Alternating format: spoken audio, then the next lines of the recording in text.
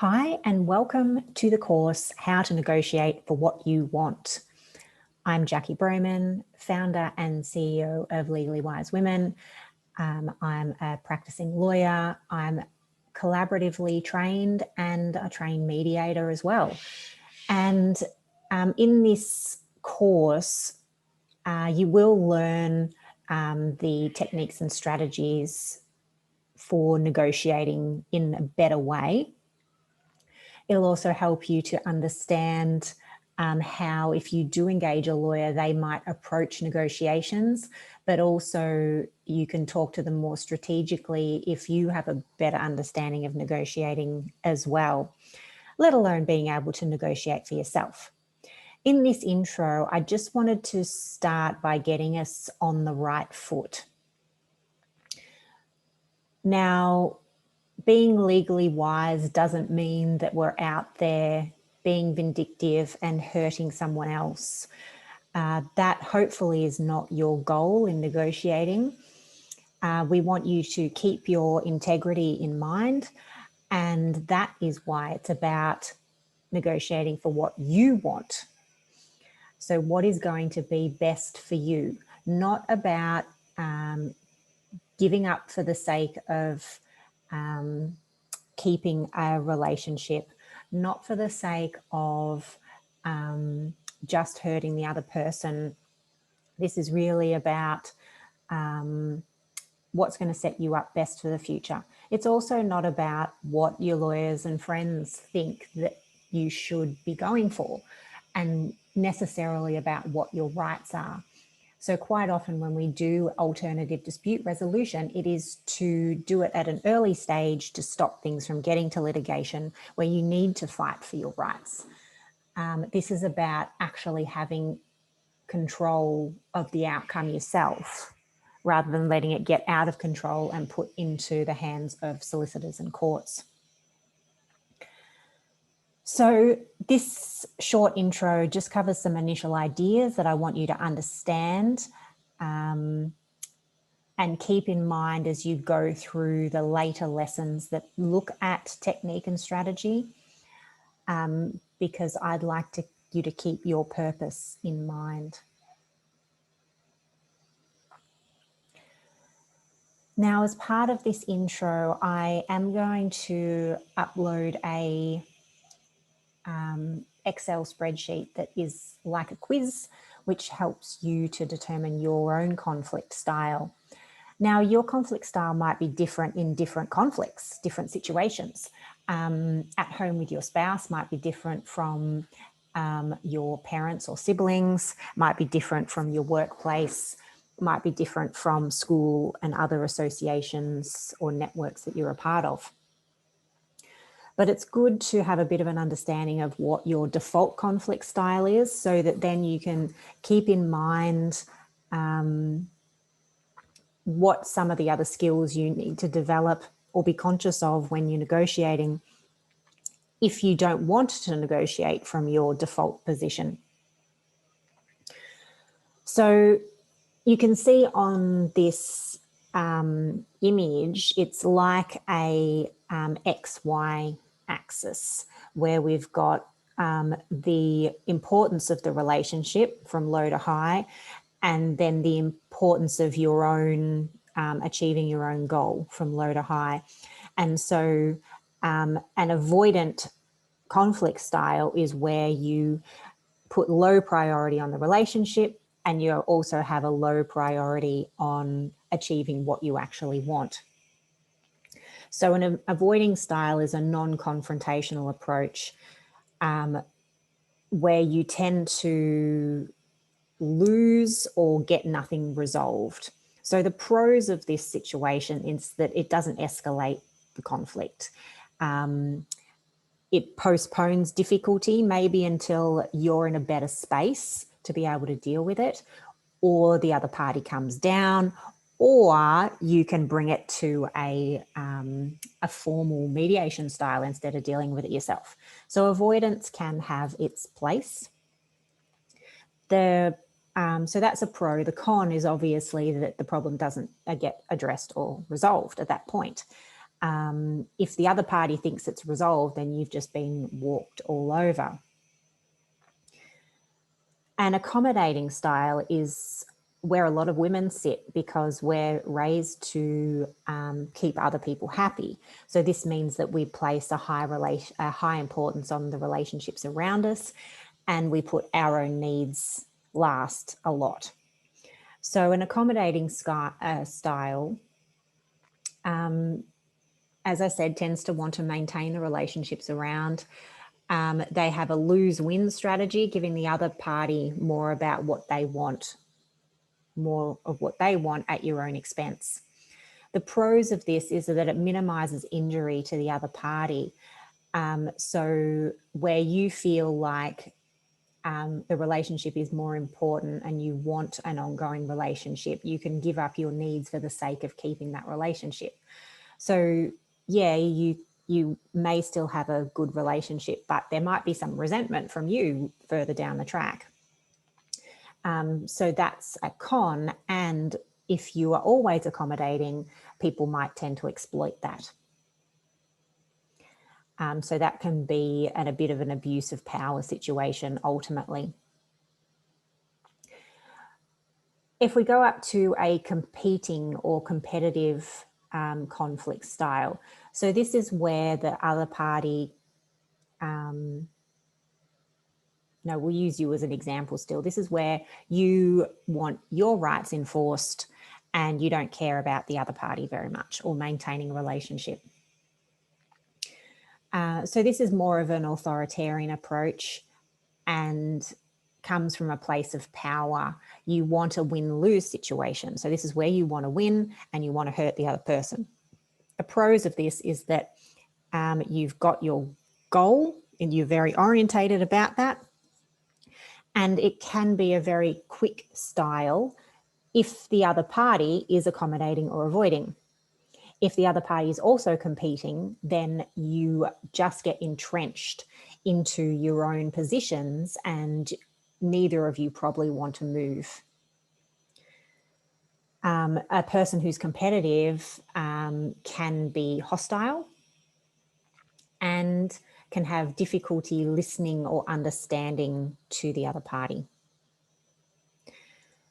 So where you more likely want to be is either compromising or collaborative.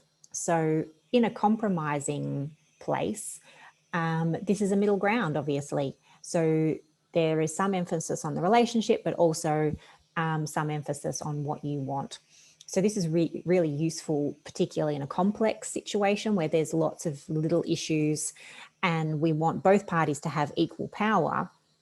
And we also have both parties that give something up. So that is a downside to this, is that quite often when there's a compromise from both parties, no one ever really feels fully satisfied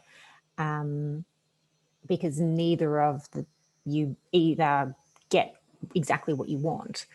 And most people, when they come to alternative dispute resolution, mediation in particular, think that this is where they will end up. They expect to compromise. But ultimately, what would be best is if we actually were able to explore all the options and come up with something that is a win-win situation. So this is where we focus on the problem or dispute rather than the people involved. So we've removed the personal stuff from it so that both parties understand that whatever the outcome is, there's going to be a relationship that is still workable moving forward. So you're not going to destroy the relationship. But both parties also get exactly what they want as well. So the benefits of being collaborative is that it builds trust. So the relationship can actually be better after the conflict resolves. And it builds a commitment to being able to face and deal with things as a team moving forward. The downside is that to be collaborative can be far more time consuming and can take a lot of energy. So it's unlikely that you're going to be able to do a collaborative process in a single day. Usually a collaborative process is broken down over 3 to 6 shorter meetings where there's then breaks in between of days or weeks so that people can do their research and also settle emotionally and make sure everyone is as well informed as the other. So there's a basic overview of conflict styles. Have a look at that, that quiz and get an understanding of what your base or default conflict style is. And then think about when you are approaching a conflict, which style you actually want to use or come from. This is another concept that I want you to keep in mind when you're approaching a negotiation, and this is your emotional response to stress. So we have a parasympathetic response to stress that we often can't physically control, but we need to be aware of it. We need to let it pass before we negotiate, basically. And most of us will also have a default style with how we respond to stress. Now, most people will have heard of fight or flight, okay? Fight or flight. So you either approach something confrontationally or you run away from it and don't deal with it. Then they introduced freeze as another concept. And more recently, and particularly for women, the fourth stress response is fawn. So we will people please. We will have a surface level response to our own needs, and we will look around to support and look after other people's emotions rather than our own. So those are the 4 basic stress responses as an easy way of categorizing. And when you have a stress response, an instant response to some kind of trigger, either someone says something that hurts you, someone gets angry, something that causes a triggered stress in you, understand that your stress response is probably going to last in your brain and your body for about 20 minutes to half an hour. So if you're in a negotiation process, you need to be able to take the time to allow that to pass. If you have a fight response and you keep going, you're likely to entrench yourself into a position where you're right, the other party's wrong, and you just can start butting heads, and it can be difficult to move things forward. If you have a flight response, you want to throw your hands in the air, walk away, and talk about something else or deal with it another time. It's also not going to move things forward. A freeze response means that you lose the ability to express yourself, but you also stop listening as well. So you have made some kind of immediate assumption, and people continue to talk around you to explain further, but you have been triggered already, so you don't hear to understand fully. And you also have lost the ability to express yourself. And then fawning, the response that, as I said before, that is come out more recently with studies for a stress response in women in particular, is that your immediate response will be to want to look after someone else rather than yourself, to people please. And that might look a little bit like flight because you might back down. However, backing down is not the same as running away. Backing down is more like an accommodating conflict style where you just want to keep the other person happy and move on, which can lead to resentment in yourself. So again, understand that you may have an immediate stress response, and to allow that to pass through your body and your brain and give yourself time when you're negotiating. Taking time out from a negotiation is not flight. And then finally, this is another concept that I talk about a lot, both in this course and in Legally Wise Women generally, and that is our ability for our brain to make good decisions from an emotional place. So from looking at the previous slide, basically what I'm saying there is that you do not want to be making decisions from a highly emotionally charged state. You don't want to make a decision when you are stressed, frightened, or angry. Your brain is not working in that situation. Where you want to be making decisions from is a calm emotional state, more like a middle space. You don't want necessarily to either be joyous or exhilarated when you're making decisions either, because that can also is also a highly emotional state, and you're more prone to make risky decisions from that sort of emotion. So what I will be suggesting throughout this course and in Legally Wise Women generally are techniques to be able to bring you back to a middle calm space, whether that is breathing techniques, holding your hand onto your stomach and a few deep breaths down into your diaphragm,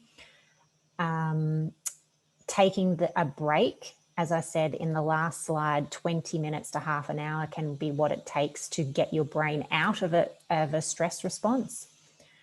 There can be other things that stop you going into a stress response. Emotional freedom technique, using aromatherapy. So there are a number of techniques that we can employ to calm our emotions so that our brain is fully functional, so that we can make really good decisions for ourselves. So those are basically the concepts that I want you to keep in mind when you're learning the negotiation techniques, because you can understand the techniques intellectually, but if you don't understand your emotional responses and your conflict style, then the intellectual understanding can all go out the window and you won't be able to use it strategically because your emotions have taken over. So understanding all of this will give you a great base to jump in and do the next lessons so that you can really work out what you actually want and then have a whole lot of tools to be able to negotiate for what you want. Look forward to you giving feedback about this course and asking any questions that you want to throughout. And I'm also available to message directly in the Legally Wise Women portal. Talk to you soon.